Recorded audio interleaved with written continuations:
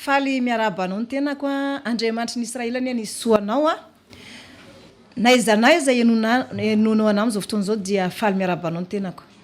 Jehovah Andriamanitry ny Israela ny soanao a, ho feno fifaliana ny takarivanao indray. Ny alina misy moa zany amin'ny ty androany ty a dia faly misy azy zany raha ohatra ka hoe asoavin'Andriamanitra ianao. Zay zany ny tena faniriko ao anatin'izay fiarabana izay. Isika moa isaky ny fotoana tahaka an'izao dia manaraka an'ilay fandarana.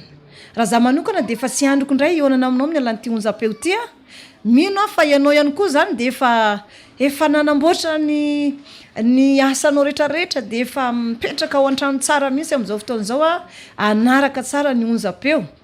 Dia tahaka an'izay ihany koa ny faniriko efa tsy androko mihitsy ny atongavana eto dia tafahoana indray zany isika amin'izao fotoana izao ka an'Andriamanitra ny voninahitra. Alohan'ny hidirana isika ao anatin'ny fandarana ary dia andao hivavaka. Ametraka ny fotoana eo an-tanin'Andriamanitra. Hivavaka ary isika.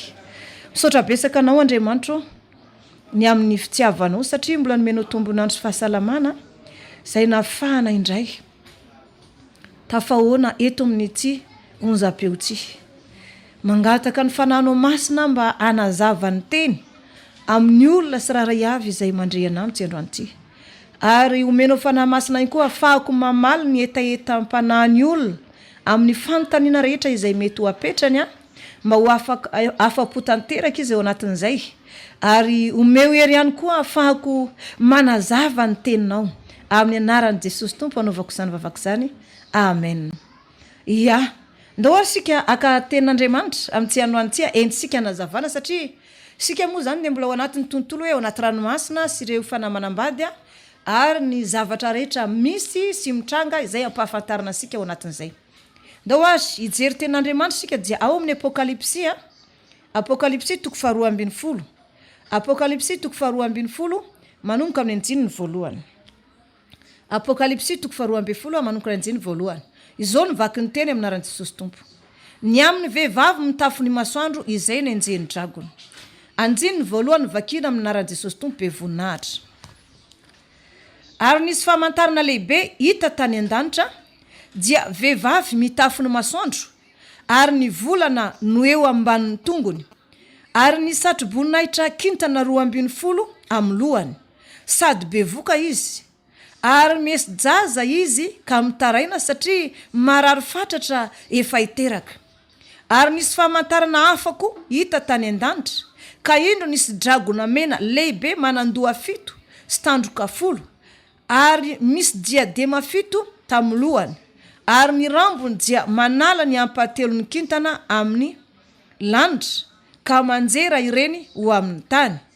Ary ny dragona ny janona teo anatrehan'ilay vehivavy efa hiteraka mba ndrapaka ny zanany raha vao teraka.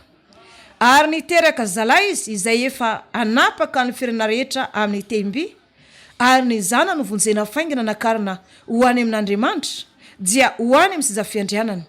Ary vehivavy kosa nandositra nankanenefitra izay nisy ny fitoerana namboarin'Andriamanitra ma ho velomina any 700 amby arivo andro izy. Ary nisy ady tany an-danitra Mikaela sy ny anjely niady tamin'ilay dragona. Ary ilay dragona mba amin'ny anjeliny kosa dia niady nefa tsy naharesy sady tsy nisy fitoerana ho azy intsony tany an-danitra. Ary nazera ilay dragona dia ilay menarana ela izay atao hoe devoly sy satana izay namitaka izao tontolo izao dia nazera tamin'ny tany izy ary ny anjeliny koa niara-nazera taminy. Dia narefeo tany an-danitra aho nanao hoe ankehitriny dia tonga ny famonjena sy ny hery sy ny fanjakan'Andriamanitsika ary ny fahefan'ny Kristiny satria nazera ilay mpiampanga ny rahalantsika dia ilay miampanga azy eo anatrehan'Andriamanitsika andro manalina. Ary izy ireo naresy azy noho ny amin'ny rano zanak'ondry sy ny teny filazana azy. Ary tsy nankamaminy ainy intsony izy na dia ho faty azy.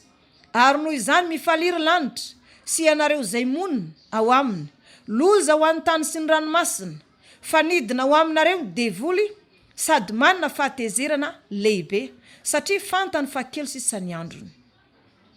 Ary rehefa hitan'ilay dragona fa nazera tamin'ny tany izy dia nanenjika ilay vehivavy niteraka ny zalahy izy ary ilay vehivavy nomena elatra roa ny voromahery lehibe anidinany ho any anefitra ho any amin'ny fitoerana izay itaizana azy fetrandro iray sy fetrandro roa ary ansasaky ny fetrandro mba sy ho hitan'ilay mena rano izy ary ilay mena rano namoaka rano tao amin'ny vavany toy ny riky anaraka andra vehivavy mba indosy ny riky izy nefa ny tany namonjy andra vehivavy fa ny vavany tany ka nitelona ny rika izay navoaka ny dragona tamin'ny vavany dia tezitra tamin'ilay vehivavy ny dragona ka lasa nandeha hiady tamin'ny zanany sisa izay mitandrina ny didin'Andriamanitra sy mitana ny filazanan'i Jesosy. Amen.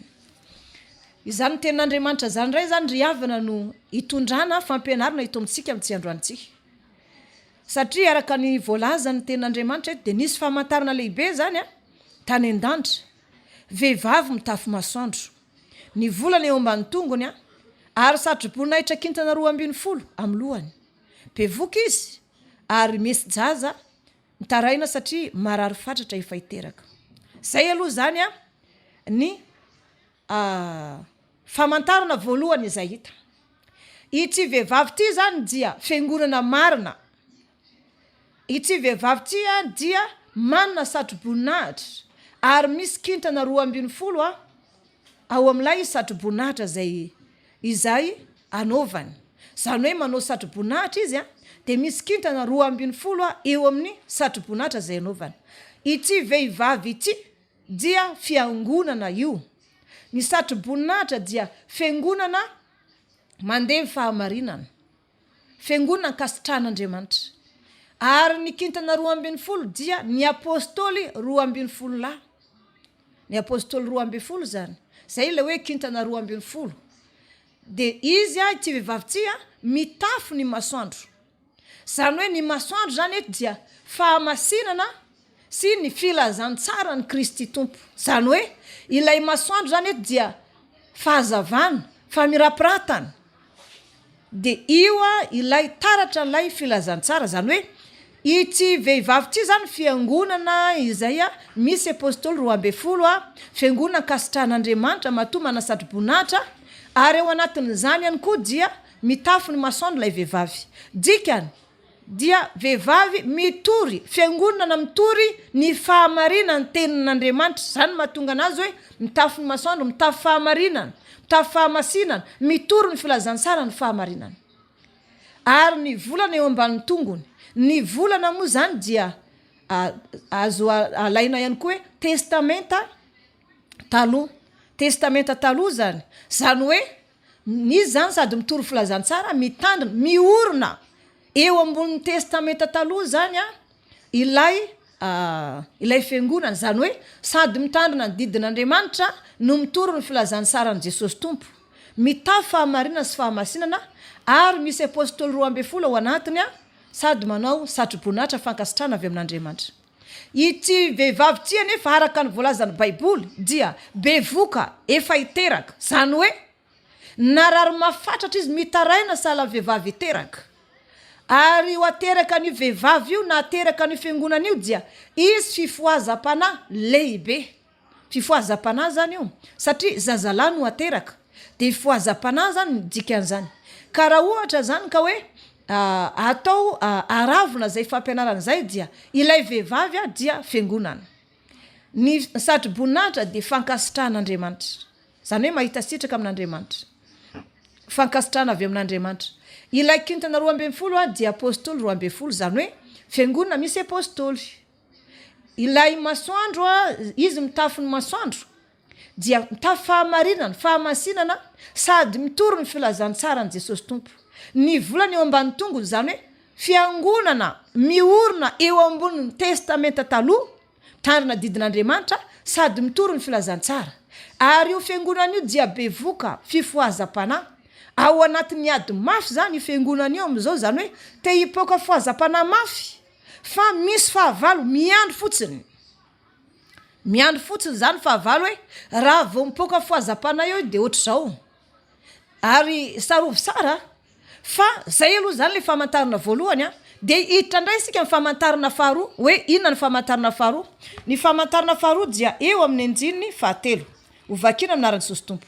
Ary nisy famantarana hafa koa hita tany an-danitra ka endro nisy dragona mena lehibe manandoha 7 sy tandroka 10 ary misy diadema 7 amin'ny lohany ary ny rambony dia manala ny ampatelony kintana amin'ny lanitra ka nanjera ireny ho amin'ny tany ary ny dragona nijanona teo anatrihan'ilay vehivavy efa hiteraka mba handrapaka ny zanany raha vao teraka ary niteraka zalahy izy izay efa anapaka ny firenena rehetra amin'ny temby ary ny zanany novonjena faingana nakarina ho any amin'Andriamanitra dia ho any amin'ny seza fiandrianana ary raha vehivavy kosa nandositra nankanenefitra izay nisy fitoerana namboarin'Andriamanitra mba ho velomina any 700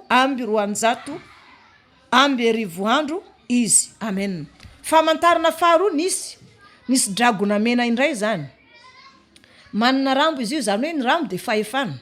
Araka ny voalazan'ny Baiboly eto zany izy ty zany famantarana faharoa ty tany an-danitra de indro nisy dragona mena lehibe manandoha 7.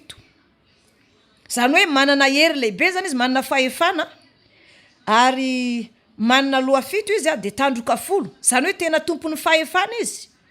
Tompon'ny fahefana izy zany de manana hery ary misy diadema 7 tamin'ny lohany. Zany hoe nisy diadema ihany koa zany ny azy karazana hoe ohatran'ny satrobonatra fa sy hoe satrobonatra fa mitovitovy fa hafa misy satrobonatra ny azy zany diadema ohatran'ny hoe satrobonatra kely zany ary ny rambo nanala ny ampatelony kintana tamin'ny lanitra ka nanjera ireny ho amin'ny tany.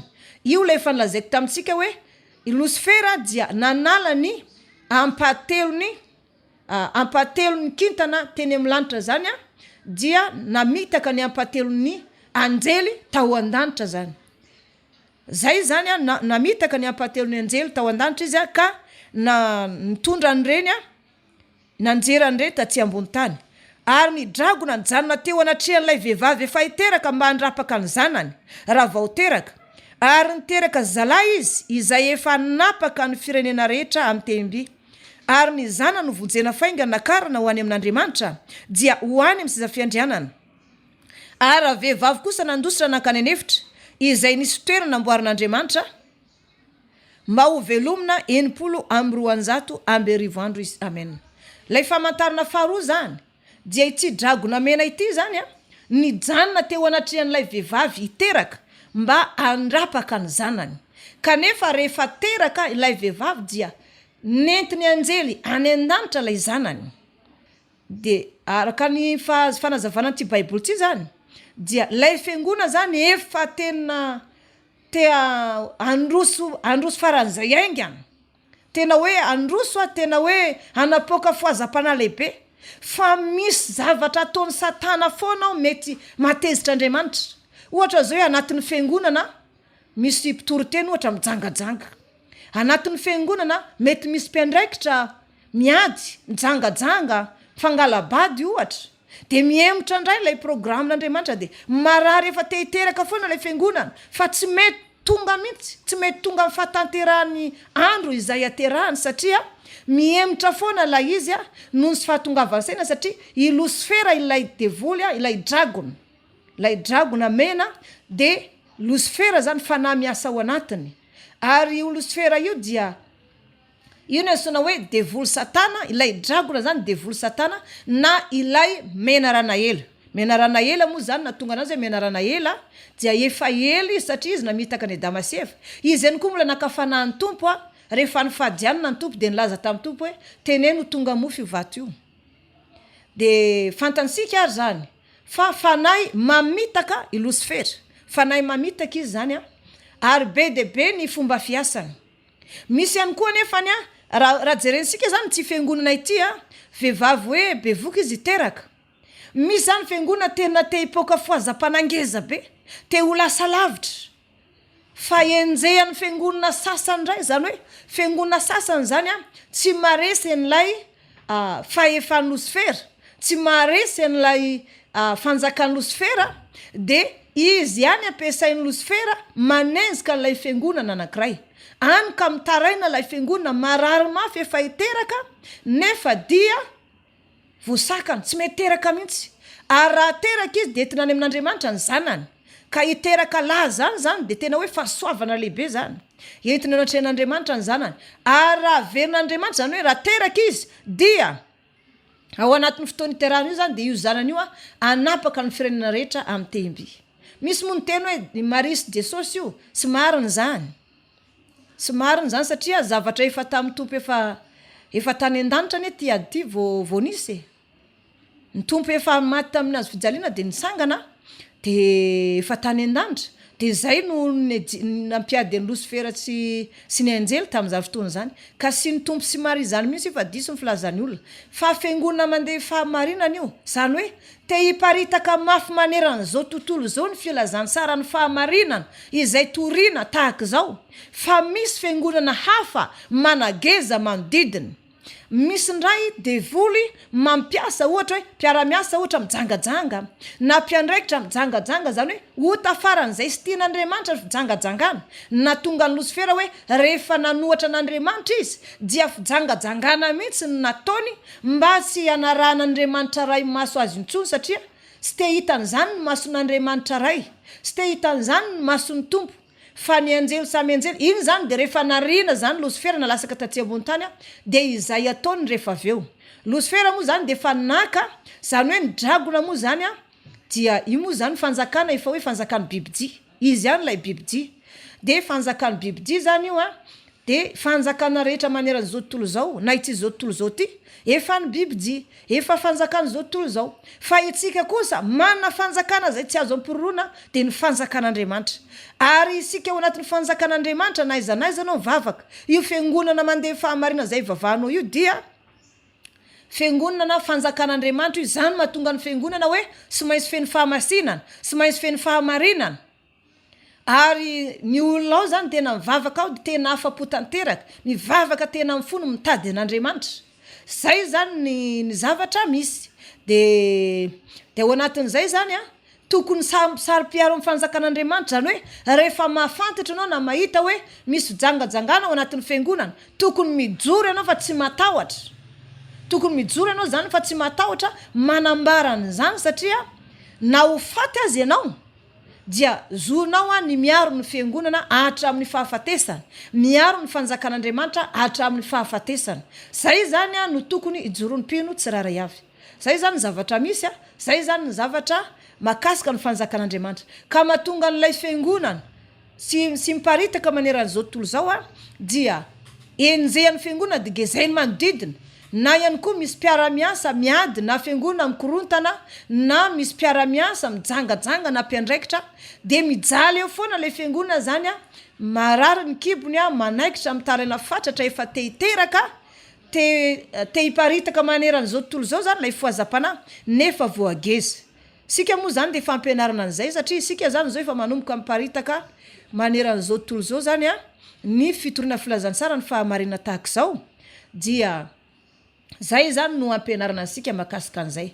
Ka i Losifera zany io miady ary adiny Losifera sy ilay vehivavy dia ady mandrakizay io mandra-patapitra n'ity zao tontolo zao ty. Eny fa na dia efa lasa any an-danitra aza ilay vehivavy dia mbola enjehany dragona ihany ny zanany. Zay zany satria fiangonana ilay ampakarana dia tsy zakan'ny Losifera zany. Fiangonana nefa tsy olona anankiray fa olona be dia be ao anatin'ny fiangonana mivavaka io dia sy maintsy hiara-hiakatra amin'ilay fiangonana dia zay mahatonga azy tezitra. Inona kosa ary zany lanzainy amin'ny anjenin'ny fahafito.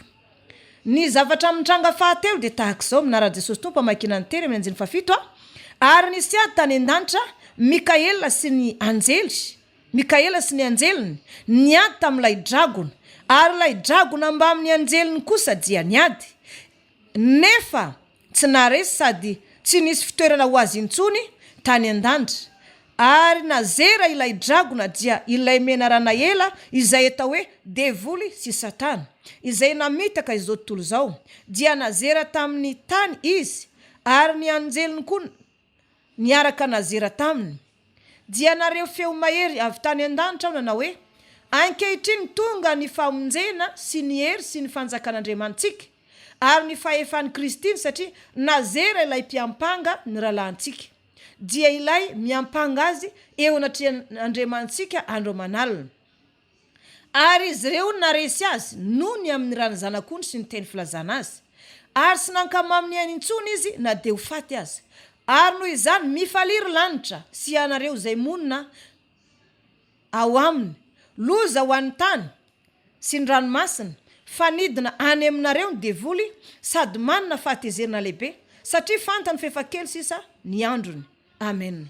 Eto ndray zany devoly dia niady izy zany niady tamin'ny Mikaela sy ny anjeliny, ary tao anatin'izay fotoana zay dia resy zany ny dragona sy ny anjeliny sy ny miaramilany, de nazery ilay dragona sy ilay menarana hely izay atao hoe devoly satana izay mamitaka izao tontolo zao, dia nazera tamin'ny tany izy, ary ny anjeliny koa niaraka nazera taminy. Eto zany ry havana de fantatra fa tsy afaka miditra any an-danitra isony satana, fa matanjaka noho izy zany ry Mikaela tamin'izany fotoana zany. Ary ny fitaovam-piadiana entina niady aminy dia ny rano Jesosy Kristy Tompo sy ny teny filazana, zany hoe ny anaran'i Jesosy Tompo sy ny rano zay lasaka teo amin'ny hazo fijaliana. Io zany no zakan'ny Losifera sy ny anjeliny dia zany hoe ilay sorona nataon'ny Tompo misy, zany hoe ny ainy natolony, nefa raha masina, raha marina, de iny zany sy zakany tao anatin'izay de resy izy ka nazera ty ambony tany, araka ny voalazan'ny Baiboly dia izy ilay mamitaka anty zao tontolo zao ty. Mino fa mazavatra eo, izy zany ilay mamitaka anty zao tontolo zao ty. De nisy feo mahery tany an-danitra tamin'ny fotoana zay nampenjeran'izy ireo taty ambony tany, de nisy feo mahery tany an-danitra na hoe ankehitriny dia tonga ny famonjena sy ny hery sy ny fanjakan'Andriamantsika ary ny fahefan'ny Kristiny, satria nazera ilay mpiampanga ny rahalantsika dia ilay miampanga azy eo anatrehan'Andriamanitra andro manalina, ary izy ireo naresy azy noho ny amin'ny rano zanak'ondry sy ny teny filazana azy, ary sy nankama amin'ny ainy intsony izy na de ho faty azy. Noho izany mifaliry lanitra sy anareo zay monina ao aminy, loza ho an'ny tany sy ny ranomasina, fanidina ao aminareo ny devoly sady manana fahatezerana lehibe, satria fantany fa kely sisa ny androny. Amen. Eto zany dia na de hoe efa resy ary izy de tena hoe tezitra izy tezitra zany araka ny tenen'i Jesosy Tompo rehefa naniraka ny fitopololahy izy, de ny faly be ilay fitopololahy verina nandeha tsororo hoe ny anaranao Tompo de manaiky anay ny demony, de ozy ny Tompo hoe za nahita ny satana lasaka avy tany an-danitra tahaka ny varatra. Zany hoe tezitra zany izy ireo rehefa nilasaka avy tany an-danitra tahaka ny varatra, na ary manana fahatezerana mafy izy anefa tsy afaka hatrany an-danitra intsony, izy tsy afaka hiady amin'ny anjely isony, amin'izy ampiarany fahatezerana amintsika izay monina ambony tany, araka ny voalaza hoe loza ho an'ny tany sy ny ranomasina, fanidina aminareo satana sady manana fahatezerana lehibe, satria fantany fa kely sy ny androny. Zany hoe sy manam-pahefana hatrany an-danitra intsony izy, fa hitoetra ty ambony tany sy ny ranomasina dia analany ny fahatezerana zany sika. Ka izany mahatonga Losifera miteny hoe tsy amelako mihitsy hoe isy olona zany hitrany an-danitra any, fa hoana mihitsy moa izy no aka ny toeranay any an-danitra fahiny zany ny olombelona, nefa ny olombelona nanota zay vao ny bebaka, zay nefa nozy izy nanota ny ray mandeha de tsy afaka ny bebaka intsony, de raisiny ho azy zany ny olombelona zany. Toy izako ihany lay fahitana amin'ny andininy 7 de tahaka zao ndray ary ny afaran'ny tantara. Ovakina amin'ny anaran'i Jesosy Tompo andiny 7. Ary rehefa hitan'ilay dragona fa nazera tamin'ny tany izy, dia nanenjika ilay vehivavy niteraka ny zazalahy izy, ary ilay vehivavy nomena elatra roa ny voromahery lehibe anidinany ho any anefitra, ho any amin'ny fitoerana izay hitaizana azy, fetrandro iray sy fetrandro roa, ary ansasaky ny fetrandro, mba sy ho hitan'ilay menarana izy, ary ilay menarana namoaka rano tamin'ny vavany toy ny rika anaraka ny ravehivavy, mba indosy ny rika izy, nefa ny tany namonjy ny ravehivavy, fa ny vavany tany ka nitelina ny rika izay navoaka ny dragona tamin'ny vavany, dia tezitra tamin'ilay vehivavy ny dragona ka lasa nandeha hiady tamin'ny zanany sisa, izay mitana ny didin'Andriamanitra sy mitana ny filazanan'i Jesosy. Amen. Eto ndray zany zavatra misy dia rehefa hitan'ilay dragona zany, fa izy aloha zany rehefa hoe tsy hitan'ilay zaza fa teraka, ilay vehivavy nafenina 3 taona sy tapany, zany hoe ilay fiangonana zany tsy navela ho kitihana nanitra 3 taona sy tapany zay, fa navela nandroso.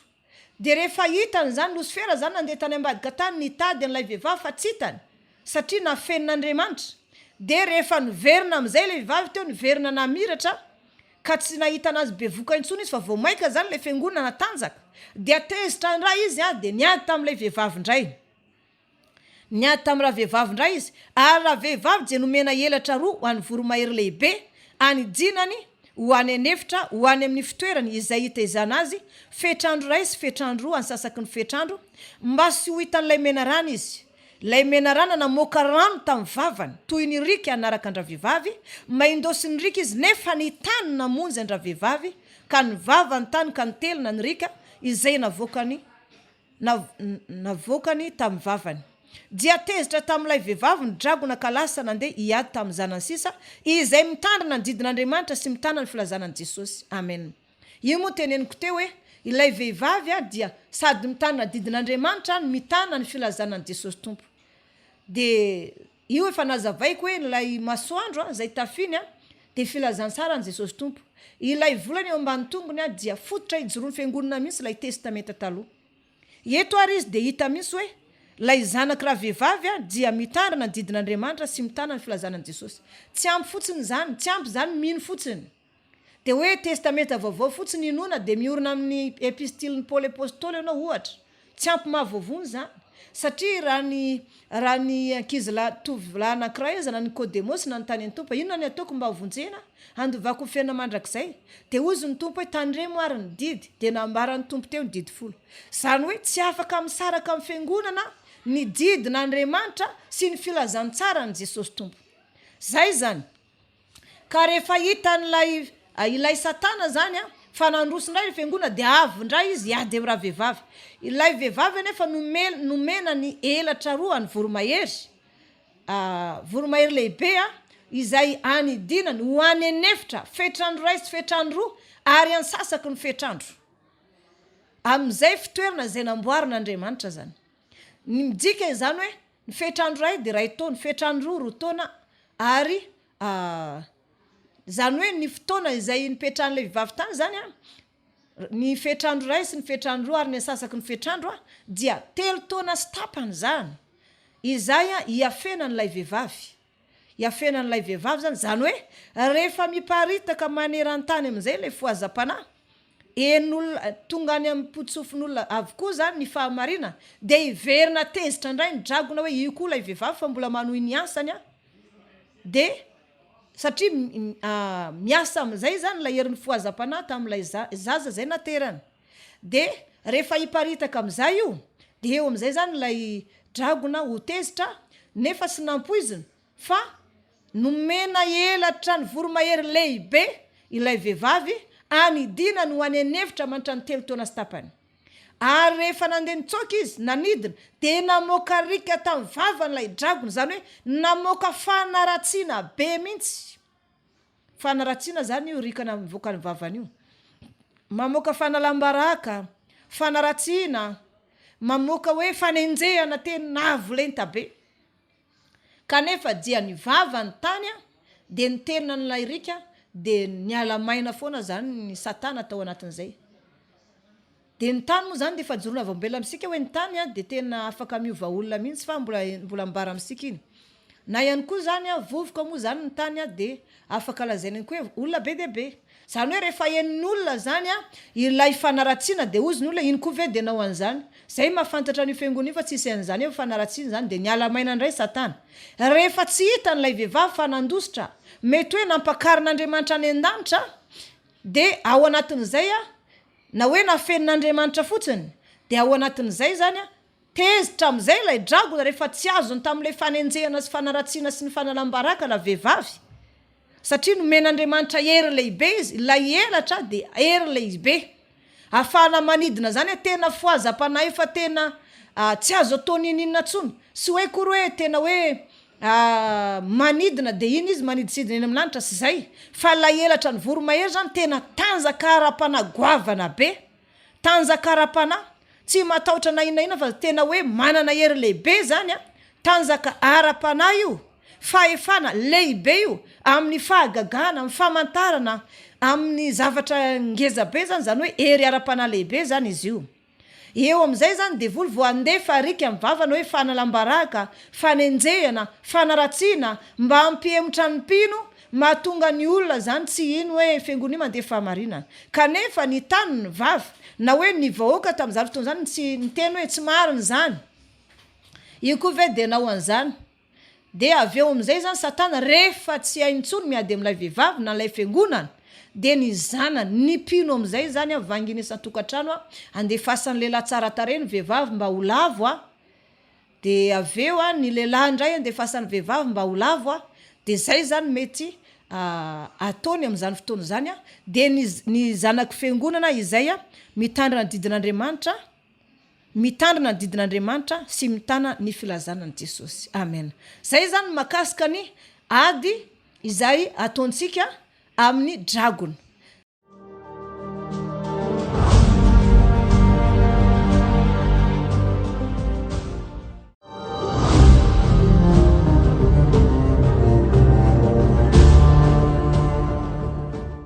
tsiko ampahafantarina antsika fa isika zany eto ambony tany de mpivahiny vahiny sy mpivahiny ihany sika ary rehefa vahiny sy mpivahiny sika dia matsapa hoe mandalo firifiry moa zany ny olona teto fa nandalo maro ny maty a maro ny olona efa nandao an'ity tany ty a tsy hita intsony izy reny a na olona faran'izay ty na azy ohatra hoe zanaka na vady na piraitapo na reny de rehefa lasa tapitra treo ny fahaserovana azy eno ihany koa nefa tsy afaka hoe anona inana fa tonga ny fotoanany zay afatesany a de tsy maintsy aleviny izy zay le fandarana le fampianarana tany amin'ny voalohany makasika ny fahafatesana hoe vovoka ianao ary ody vovoka indray de fantansika sana fa mpivahiny sika ary ao anatin'izay ny olona sirairay tsy maintsy maty ao anatin'ny fahafatesana vao maty ny olona zavatra roa mitranga na zany lay olona entiny devoly sarisariany ihany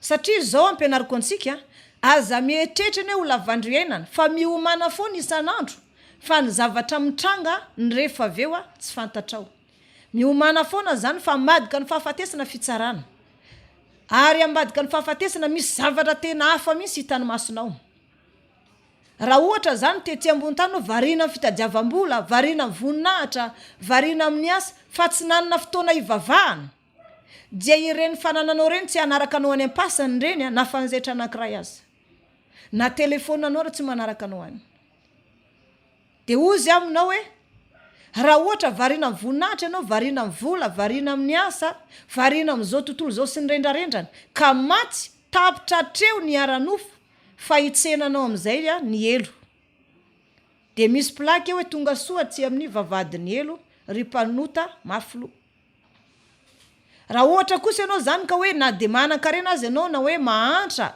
fa manankina ny ara-panahinao ino antren'Andriamanitra vavaka ianao tondram-bavaka ny fanahinao a miadiny ianao aty ambony tany amin'ny arenanao lavandro iainana ianao a efa fotsy volo ianao a vokotona zay ianao vao miala aty a ary raha miala eto ambony tany ianao a de ho any amin'ny fiainana mandrakizay ka matetika zany ny olona de milaza hoe reny mpivavaka reny ohatran'ny olona dala mihitsy olona mbola tanora de efa manao akanjo mirebareba misarindony manao an'izao ye zay aloha ny filazanao satria mbola ao anatin'ny rendrarendra ianao fa izahay zany a dia matahotra satria mandalo ny eto an-tany a tsy afaka hijanona eto mandrakizay zany fa tsy maintsy andeha any amin'ny hafarany olombelona rehetra de matahotra n'ilay fiafarana de tsy maintsy mikarakara ny aranofo a miasa sy ny manao zavatra rehetra de tsy maintsy karakaraina ihany koa ny fanahy izay hafarana rahatrizay zay zany ny ampianariko antsika omansika nianatra makasika ny ranomasina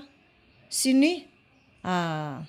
nianatra momba ny ranomasina sika de nianatra makasika ny hoe fanahy Manambady ity zany a teneniko amintsika ny fanahy Manambady de mitoetra ao anaty rano rehefa mitoetra ao anaty rano izy a dia araka ny lazaiko tamintsika hoe tamin'ny alomaly nanambara tamintsika za hoe lay anjely mpiandraikitra ny fananan'Andriamanitra ny ranomasina de ny fampiresaka mihitsy hoe hitanao ve reo ankizokely ao anaty ranomasina reo de hoe ye de niteny tamiko izy manana fotoana fahana miresaka amiko elaela kely ianao lavalava kely de tsy manino zay ihany koa lina tena hoe lina zava-panahy zavatra mbola tsy fantatra jerena nefa misy ankizy kely be de be a de misy vehivavy mitaiza ka ao anatin'le rano zany a maina tsara ary afaka miaina ohatra ny ambony tany any fa rano eo ambony ohatra ny ansika hoe ohatra ny hoe lanitra ambony de tahaka an'izany ihany koa zany zareo hoe rano ambony fa tsy afaka ilasaka amin'zareo mihitsy io rano io fa maina tsara fa ny an'zareo fotsiny a fasika ambany fasika ranomasiny reny ihany zany ambany de ohatra an'izay de maina tsara de misy ankizy kely eo de fantatro ve ozy reny ankizy kely eny maninona ty tsy fantatro areny so ozy lazaiko anao satana de vitsy zany hoe ampatelo ny anjely tany an-danitra no nilasaka taty ambony tany zay niaraka tam'ilay dragona de siza zany fa efa ny Lucifer na ilay bibidy izy ny ansona hoe mianarana elana de volo satana ao anatiny daholo zany fantany tsara nefa fa tsy maintsy misy ny ara-magedona sy maintsy misy ny ady lehibe ifanaovany miara-mila ny Kristy tompo izay hitaingina soavaly fotsy idiny aty ambony tany a iady amin'ny miara-mila ny satana amin'izany fotoana zany amin'ilay fiafarany tsy zao tontolo zao ty ary Lucifer de mieritreritra hoe ahoana ary no abesaka antsika anjely aloha zany a ampatelo ny anjely tany an-danitra ny lasa miara-mila ny Lucifer mamita iraka fahatezerany zareo vitany zany tsy hain'zareo sony miakatra any an-danitra na iady amin'ny devoly na iady amin'ny anjely azafady de isika ny alan'ny fahatezerany de isika no itezerany isan'andro isan'andro eo de tsy misy ataony afa sy ny mamitaka antsika foana ihany isan'andro ka ny zavatra mitranga zany de tahak'izao hoe izy zany a dia mamitaka ary ny eritreritra zany Lucifer hoe ny anjelin'Andriamanitra sy mainsy mitombo satria izy mpamorona mihitsy manana fahefana nandroany azy izy amorona anjely amanetsiny na manapotrisany de vita miteny fotsiny izy de misy zany teny fotsiny de ahoana raha ozy izy zany Lucifer ny atao raha iady am'reny sika sy manana miaramila be debe fa izay nilasaka avy tany an-danitra niaraka taminy ihany zany ananany de nanana hevitra am'izay Lucifer hoe ndao sika iaraka amina vehivavy anambady vehivavy olombelona de hiteraka amin'izy reny nefa fantany tsara fa ole vonin'Andriamanitra izy raha ohatra ka manimba virgine raha manimba vehivavy madio izy de ole vonin'Andriamanitra izy fantany zany de ny vehivavy mbola madio zany de fitapitany amina lehilahy ohatra lehilahy mpiara-mianatra na lehilahy mpiara-miasa na lehilahy anatin'ny tsy haiko hoe anatin'ny fianakaviana na miankonana na mpiara-milalao na mpiara-mihira tsy haiko hoe mety mianatra mozika any de any na hoe miara-mianatra de any de zay zany no amin'ny tany azy zany kanefa ny vehivavy zany raha vao tsy madio intsony dia avy am'izay Lucifer ka tahaka an'izao ny amantaranao raha ohatra ka hoe efa nisy an'izany teo amin'ny fiainanao voalohany aloha manofy ianao mandeha amin'ny rano amin'ny alina ohatrany hoe mandeha any amoron-drano manofy manidina mety manisaka rano ianao na misy manenjika ianao de manofy manidina na ianao manofy lasaka anaty antsana zay zany de amantaranao hoe vehivavy misy an'io raha mbola tsy manambady izy tsy mety manambady zany mihitsy fa miaraka amin'olona anankiray de misaraka ho azy tena mijaly mihitsy ny fon'le vehivavy mety hoe fa nisy nangatabady izy de nitsaraka ho azy mety hoe nisaraka ho azy na izy ny rahan'ny lehilahy indray mandeha fotsiny dia nanova pisy am'izay lehilahy tsy mampiasa telefona de maratra indray ny fo ary ny amantarina fa tena misy azy lay olona de vadin'olona foana ny tiny de rehefa terenina zay fa manina moanao vadin'olona foana ny tsinao de ozy hoe ka reny manambola ohatra na hoe ireny mahafinaritra anahy fa reny ankizilahy kely reny mandreraka be nefa misy fanahy mamatotra izy de isaky ny miaraka amin'olo izy de vadin'olona foana raha iny vadin'olona iny de somary hoe tamana kely amin'ny ihany ohatrany hoe manitra ny ray taona de andevoziny devoly amin'ny vadin'olona iny satria fantany devoly hoe tsy aritra aminy iny fa any amin'ny vadiny ihany foana fa raha ohatra ka hoe olona tena akavady anazy de tsy misy raha ohatra izy zany ka hoe mbolambola sy manambady de miaraka amin'olona indray mandeha de bevoka de manala zaza teratera-pona manana zanaka tsy irina zany ohatrany hoe voka sy irina moa lansika azy de manala zaza foana izy de aveo miteratera-pona de ahilikiliky ny fianakaviana ahilikiliky ny olona rehefa miara-miasa amin'ny namany izy de ny namany tafavoaka fa izy tavela eo izy anefa manana fitiava namana tena hoe tsy namana fa saingy fitahany namany foana satria ge zay ny devoly tsy avelany anjary. De raha ohatra ka hoe misy lehilahy zao ka vady anazy ka mba manambola, de le namany mampita hafatra amin'ny lehilahy iny isan'andro, indray lasa vadin'le lehilahy iny. Ohatra hoe misy manko ny olona zany hoe manambady manambola na vazaha, zay lalantsika azy. De lasa le namany ndray vadin'le vazaha fa izy tavela eo. Raha misy asa tao, de le namany niarany asa tamindray tafiditra ao fa izy zany voafitaka foana, ahilikiliky ny olona. Raha ohatra ndray zany manambady, raha manambady ndray izy de korontana lava ny tokantrano.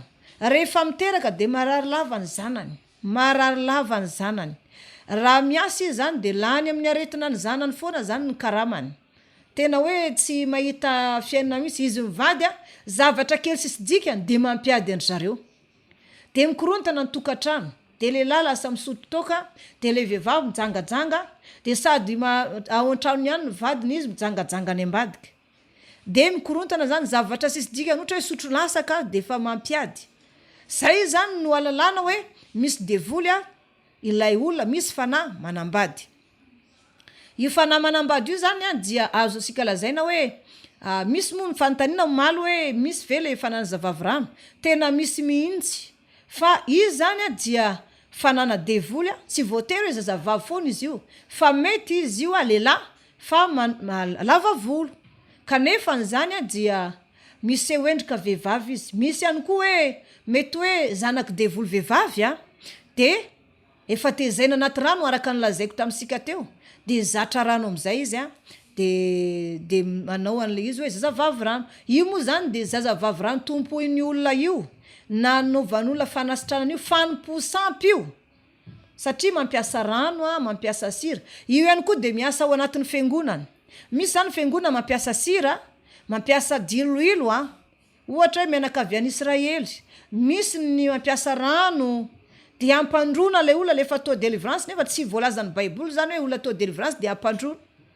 De mitovy amin'olona mankany amin'ny douane ihany zany ny olona makao am-piangonana, satria ampandrona le olona de fafazana rano de aveo le olona asina hoe menaka avy any Israely de mampiasa sira, de hoe mitondra oviva daholo any am-piangonana de avady karaha Jesosy iny.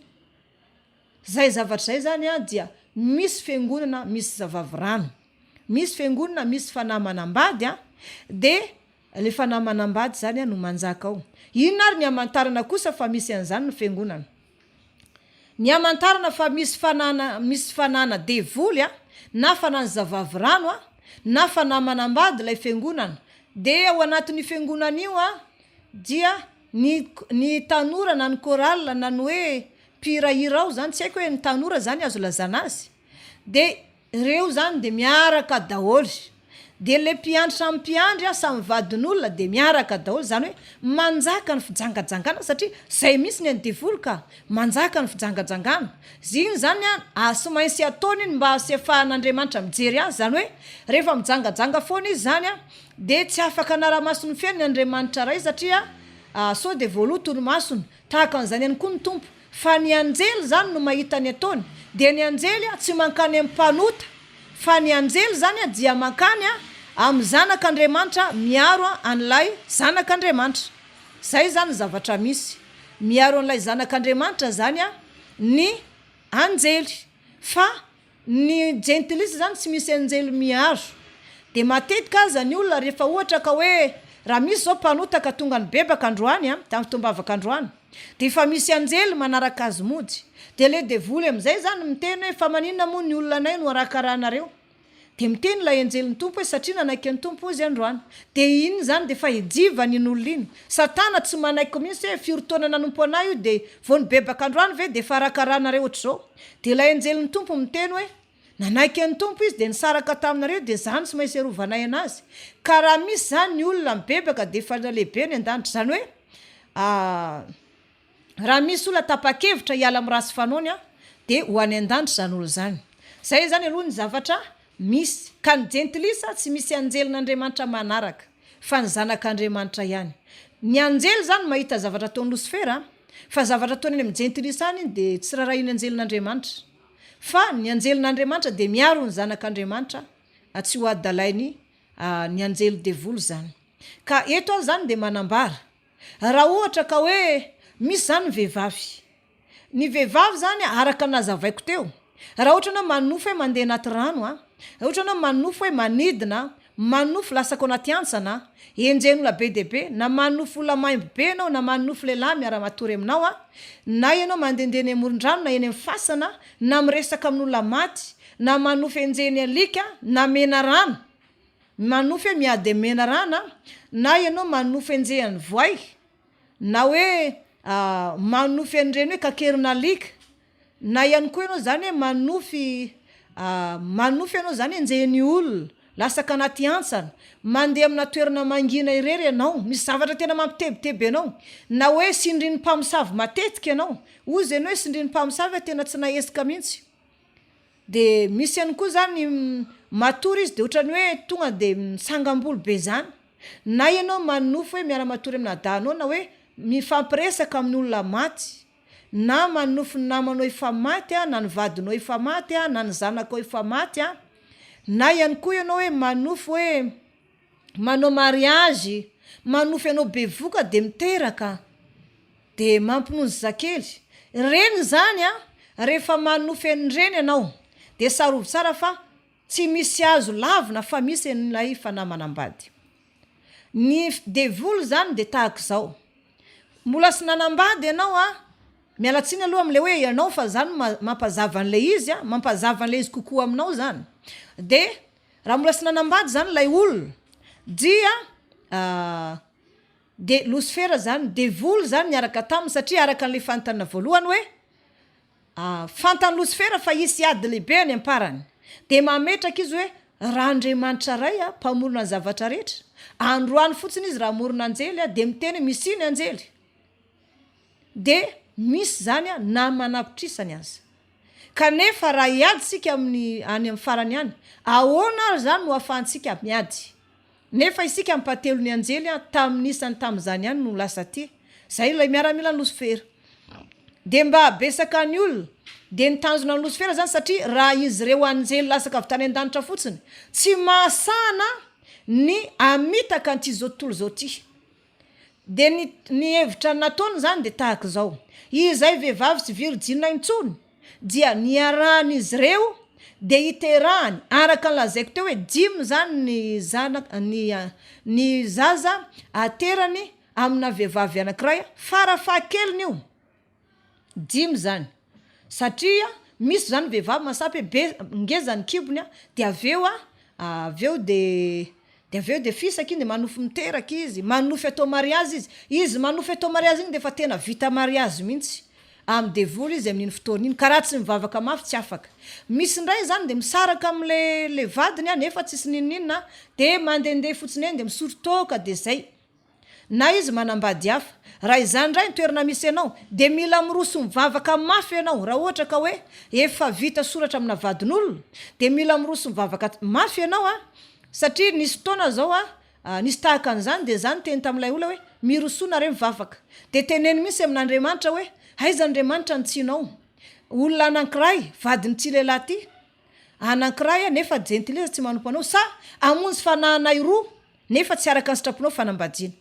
De ny fahadianareo de tena nanompo an'Andriamanitra de niazakazaka sy nijery ny toerana misy azy intsony, de niazakazaka tamin'ny fanompona vetivety angamba ny ray volana navy tany soram-panambadiana zareo de maty ilay vehivavy vadiny lehilahy teo aloha. Tsy hoe mamosavy akory rehefa manao an'izany, fa ianao zany rehefa tafalasaka ao anatin'izay manambady vadin'olona zay de tsy maintsy miroso lalina ianao mifanompona, ka rehefa hitan'Andriamanitra fa tena hoe iovy ianao, niovy ianao tena irinao zany ho any an-danitra zany irinao ny voavela heloka, de tsy maintsy miroso ianao. De rehefa miroso ianao de aleon'Andriamanitra zany mahita ny fananareo mivady voavonjy toy izay ahitan'ilay vehivavy vadin'le lehilahy taloha na vadin'ilay vavy taloha andeha ihany nefa samy gentilisa daholo izy na ny vadiny, de aleony mahafaty an'iny anankiray iny de ara-panjakana araka an'Andriamanitra le fanambadiana tsy arina. Zay zany le torohevitra mahakasika an'iny.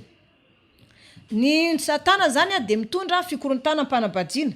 Raha hitany zany lay olona manambady nefa misy fanahy manambady de korontany ny fanambadianany, ary zany ihany koa mahatonga an'le hoe vehivavy momba na lehilahy momba tsy avela niteraka satria efa niteraka tamin'le vehivavy teo aloha dia tsy avela niteraka intsony. Ary ao anatiny zany avokoa nisy ny fanalan-jaza. Ireny olona manala zaza reny zany dia mbola manana vintana moa zany hoe manana chance sika zay afany anjely makan'izy reny. Kanefa kosa ny anjely dia tsy manaiky mihitsy hoe ny zanakao tezaina ny an-danitra sy midika hoe voavony zany fa noho ny alahelony azy de vonjeny mba sy ho alainy Losifera ho tahaka zany. De ao anatin'izay zany de raha ohatra kosa ianao reniny zany ka mandeha amin'ny fahamarinana na de hoe teraka anaty fahotana aza ny zanakao ka mandeha fahamarinana ianao de voavonjy ianao sy ny zanakao. Fa raha ianao zany mini hoe za mbola mahafinatra anazy zao tontolo zao ka maty ao anatin'izay de miaraka sipy amin'ny elo aminao zany zanakao. Zay zany tsara ho fantatra. De Losifera zany sy mainsy niteraka be de be amina vehivavy anankiray 5 farafahakeliny de io zany rehefa hitan'ny Losifera ianao fa mandroso amin'ny fanimpony de ny zavatra ataony maniraka an'ireo zanakao reo mba hitoetra ao anatin'ny tranonao zany. Ka amin'ny fotoana ianao zany ohatra hoe mivavaka zao no androany larobia de ny rehatra be ianao tamin'ny vavaka de mitsoka aloha reny de mody any amin'ny Losifera izy fa maninona tena nivavaka neny androany raha mbola vavaka zany tena vavaka be mihitsy de ndroadroasiny mihitsy zay de lasa aloha izy mandeha de tonga andray sabata de mivavaka andray ianao tonga voaloham-bolana de mivavaka andray ianao ao anatin'izay fotoana izay tsy tamana aminao mihitsy izy amin'ny fotoana mampirehitra anao io tsy tamana aminao izy lasa izy aloha mankany de aveo rehefa mangasika ianao fa fitahany amina lehilahy ianao ataony misy lehilahy tianao miresadresaka aminao de aveo raha vehivavy zany de ataony misy lehilahy raha lehilahy ndray de asiny misy vehivavy ndray mety mpiara-mivavaka mety mpiara-miasa ataony tianao zany de mizay ianao lavo raha voalavo indray mandeha ianao amina lehilahy na amina vehivavy de miomany ianao fa avy koa rehetra zanakao reto izay rahan'ny Losifera mihitsy hiala ao an-tokantrano ampy verin-dalana anao ka ny fiverenan-dalana tsy hoe lay olona misy nanolo teny hoe zahay verin-dalana fa ireto devoly zanany reto mihitsy no tsy miala ao an-tranony miezaka manafotoana azy foana de misy fotoana ireo maka olona avy any fianakavian'le vehivavy avy any na fianakavian'le lehilahy andeha anakivy azy amin'ny fanimpona ao an-tokantrano ao na miresadresaka any de mety ohatra hoe manarasy an'le mpanompon'Andriamanitra le olona de kivy anao moa mpanompon'Andriamanitra nanao an'izany efa zavatra tsy marina fa le devoly nateraka tamin'ny Losifera zany dia lasa miaramila. De misy fotoana zany Losifera tsy mahara-maso antsika kristiana intsony fa ireny zanaka efa nateraka tamin'ny taloha reny ireny ataony manara-maso anao zany manaraka anao eny foana na ianao mandeha hivavaka io de arahany mandeha miasa ianao de arahany mivoaka hatrany ianao mandeha miantsena de arahany ianao miditra avy any ianao de arahany ianao arahany foana satria zay zany ny antony niterahan'ny Losifera tamin'ilay vehivavy mba hafahany manaraka azy. De ohatran'izany ihany koa ny lehilahy zany ohatra ko hoe rehefa matory ianao ka taitra ianao zany mijimy maraina de aza miverina matory tsony fa aleo mivavaka fa raha vao miverina matory ianao de maloto ianao rehefa aveo zany hoe manary ny azy zany lehilahy zany hoe manary ny ainy zany izy na ranonaina amin'iny alon'iny de iny zany alain'ny Losifera de iny ndray afangarony zavatra any de lasa zaza de iny ndray zany manaraka an'le lehilahy foana na any am-piasana na aiza de manakivy azy de hitanao rehefa tonga any am-piasana ianao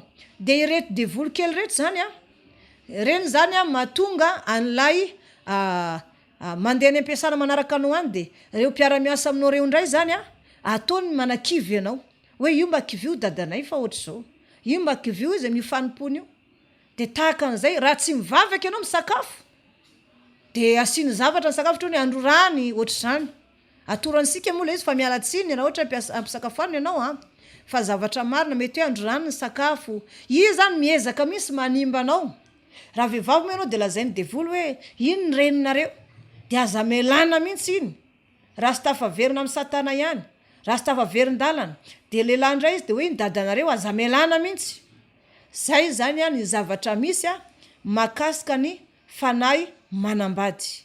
Raha vao vehivavy misy an'izy io de araka ny teneniko teo lay nofo ratsy ary tsy mahita vady mihitsy fa ela be vao mahita na mahita raha de zara raha hoe misy vadin'olona firy taona tsy mety mahita vady ary ao anatin'izay ihany koa zany dia be de be zany zavatra mitranga amin'ny fiainany afantarana an'izany ihany koa de hoe tady asa ianao manam-pahaizana fa tsy mety mahita asa tsara tare anao fa tsy mety mahita vady. Anisany mba hoe nianatra mihitsy ianao fa lasa sécurité ny asanao aveo. Zany hoe mifanohatra amin'ny zavatra nianaranao zany ny asanao. Ireny zany de fanahy manambady daholy. Ahoana kosa ary zany no atao afanana izy io. Tsy maintsy manapa-kevitra ianao hoe andeha hivavaka de sy fiangonana zara fa mivavaka reny na hoe misy faty miditra ao de mivoaka de manao veloma farany de aveo mandray fanasan'ny tompo de ao ihany fanasan'ny tompo de mifangaro ny faty de miditra ao ny mariazy de io amin'ny toerana fiangonana anankiray ihany idiran'ny faty, idiran'ny mariazy, idiran'ny communion fandraisana fanasan'ny tompo de tsy mety aminao zany. Tsy mety aminao zany fa fiangonana matanjaka mahery mivavaka tahaka an'ilay vehivavy mitafy masoandro zay ny tadiavinao amin'ilay toerana tokony ahitanao azy. De lay mpanompon'Andriamanitra iny koa nefa tsy fiangonana rehetra iny koa nefa manana fanomezam-pahasoavana tena hoe manana hery zany hoe sy ny mpanompon'Andriamanitra rehetra. Misy mpanompon'Andriamanitra ohatra mbola manao fitafy tsy mendrika, pasteur mbola manao sorte. Misy amin'izy reny raha mbola manao baolina. Reny pasteur reny manao baolina de aveo rehefa velesiny olona am'zay de mianjera de morakoraka aveo ny mpino aza tao an'izany ny pasteur anay nefa ny pasteur anareo tende ho any ambony terrain any. De zay zany tsy mety any koa raha ohatra ka hoe manao sorte izy, manao t-shirt, manao baolina nefa hanao délivrance ianao. Jamba sy afaka hitarika jamba zany fa raha izany izy de any an-kady ny hafarana. Tsy mety any koa nefa mety hoe ozy ianao hoe ka izay mivavaka alahady, ka izay mivavaka sabata. Diny io tsara aloha fahamasina an'ilay fiangonana. So de mbola miray sy kombakomba amin'ny satana ihany amin'ny fitafiana tsy mendrika, amin'ny fijangajangana. Ka raha hivavaka ihany de tadiavo lay vehivavy mitafy masoandro izay mitandrina didin'Andriamanitra sy ny filazanan'i Jesosy. Zay no afaka anao sady afaka hitondranao any an-danitra. Zay aloha zany fandarana androany. Zany hoe mbola hiditra amin'ny fizarana faharoa sika amin'ny fandefasana message. Fa zay aloha zany ny fampianarana satria mandeha de mandeha ny fotoana adiny ray ihany manko zany ny ananako makasika an'izay fampianarana izay. De afaka mandefa message ianao afatra fanontaniana favonina ny amaly ianao za. Hoe inona ary zany ny tokony ataonao raha ohatra ka tena efa niteraka tamin'ny Losifera de lazaiko anao zany mitadiava fiangona matanjatanjaka ianao de any aloha miafina, any mivavaka de tao délivrance ianao. Tao délivrance ianao manafaka ny fanahy Manambady io. Fa ny fanahy Manambady de ao anatin'ny kibon'ny vehivavy. Ao zany izy no mipetraka satria ny kibon'ny vehivavy voaozina noho ny amin'ny nataon'ny Losifera tamin'ny Eva. De zay zany misy zavatra mandehandeha anatin'ny kibonao any. Misy zavatra mandehandeha, misy zavatra marary. Indrindra fa rehefa tratran'ny fadimbolana ny vehivavy. Rehefa tratran'ny fadimbolana ny vehivavy de raha sy efa any amin'ny hôpitaly raha sy efa tonga any am-pitsabo de misindrona tsy mijanona mihitsy ny kibo marary. Mila hotorana, mila safotra sady mandony marary malemilemy be marary ny kibo Zay zany afantarina fa misy fanahy Manambady ilay olona. Raha lehilahy ndray izy dia mijangajanga be, manao fiainana zao tontolo zao. Mirenireny mitendritendry gitara eny amin'ny sisiny arabe fa tsy mahita asa de miloka, de tsy mahita asa mihitsy fa de mandeha miloka de mangalangalatra kely de mihirahira eny amoron-dalana eny de zay tsy misy zavatra tanteraka. Ka raha tratran'izany ianao de asaina ianao zany mba hanolo tena ho an'Andriamanitra, anafaranao mba ahitanao hoe masoandro-piainanao ao amin'Andriamanitra.